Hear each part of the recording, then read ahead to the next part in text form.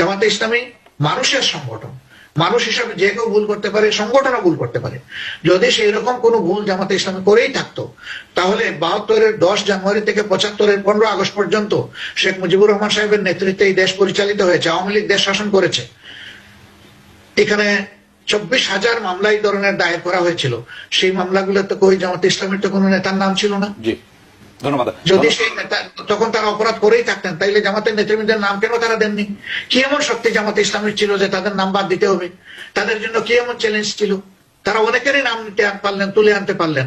এর প্রমাণটা দেখুন যে এই সরকার কয়েকদিন আগে যে সরকারটা পতিত সরকার বিদায় নিল, সেই সরকারের মুক্তিযোদ্ধা বিষয়ক মন্ত্রণালয় এই দেশে রাজাকারের তালিকা তৈরি করলো 10,000-এর, এর মাঝে 8,183 জন হইল আওয়ামী লীগের। কি বলবেন এখন আপনি বলুন? আর সেখানে 134 জন ছিল জামাতে ইসলামের, অন্যান্যরা আরো ভাগ বাটোরা পেয়েছে। আমাদের বিরুদ্ধে যে অপপ্রচার গুলা কার্যত এগুলা তাদের নিজেদের তৈরি করা, শুধু মুক্তিযুদ্ধের চেতনার কথা বলে একটা জাতিকে ধ্বংস করা, শোষণ করা, লুণ্ঠন করা এবং অন্যদের তাবেদার বানানোর বিষয়টাকে বৈধতা দেওয়ার জন্য, জায়েজ বানানোর জন্য আমাদের বিরুদ্ধে অপপ্রচার গুলা চালানো হয়েছে।